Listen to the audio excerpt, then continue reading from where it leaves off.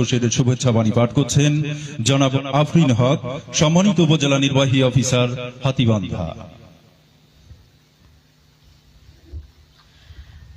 বিসমিল্লাহির রহমানির রহিম। ২৬ মার্চ আমাদের জাতীয় জীবনের এক গৌরবময় ও ঐতিহাসিক দিন।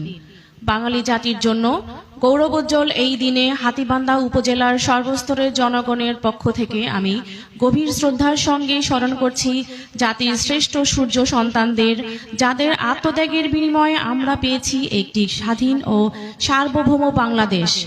একই সঙ্গে আমি মহান মুক্তিযুদ্ধে অংশগ্রহণকারী বীর মুক্তিযোদ্ধা, নির্যাতিতা মা বোন ও স্বাধীনতার সংগ্রামে আত্মনিবেদিত সকলকে গভীর কৃতজ্ঞতার সঙ্গে স্মরণ করছি এবং সকল শহীদদের বিদেহী আত্মার মাগফিরাত কামনা করছি। মহান স্বাধীনতা দিবস আমাদের জীবনে সাহস, আত্মত্যাগ ও দেশপ্রেমের চেতনাকে নতুন করে উজ্জীবিত করেছে। স্বাধীনতার মূল লক্ষ্য ছিল একটি বৈষম্যহীন, গণতান্ত্রিক, শান্তিপূর্ণ ও সমৃদ্ধ বাংলাদেশ প্রতিষ্ঠা করা। সেই লক্ষ্যকে সামনে রেখে আমাদের সবাইকে ঐক্যবদ্ধভাবে কাজ করতে হবে এবং দেশকে সামনের দিকে এগিয়ে নিয়ে যেতে হবে। আমাদের প্রিয় মাতৃভূমির অগ্রগতি ও উন্নয়নের ধারাকে আরো বেগবান করতে জাতীয় ঐক্য, পারস্পরিক সহনশীলতা এবং দেশপ্রেমের চেতনাকে হৃদয়ে ধারণ করতে হবে। প্রিয় হাতীবান্ধাবাসী, হাতীবান্ধা উপজেলার প্রশাসনের উদ্যোগে আয়োজিত মহান স্বাধীনতা ও জাতীয় দিবসের বিভিন্ন কর্মসূচিতে অংশগ্রহণকারী সকলকে আন্তরিক ধন্যবাদ ও কৃতজ্ঞতা জানাচ্ছি।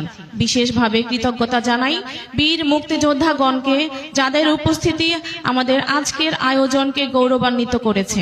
পাশাপাশি ধন্যবাদ জানাই উপজেলা প্রশাসনের সকল কর্মকর্তা, কর্মচারী, আইন শৃঙ্খলা বাহিনী, শিক্ষক, শিক্ষার্থী, রাজনৈতিক ব্যক্তিবর্গ, গণমাধ্যম কর্মী এবং সচেতন নাগরিকদের, যাদের সম্মিলিত প্রয়াসে কর্মসূচি সমূহ সফলভাবে বাস্তবায়িত হচ্ছে।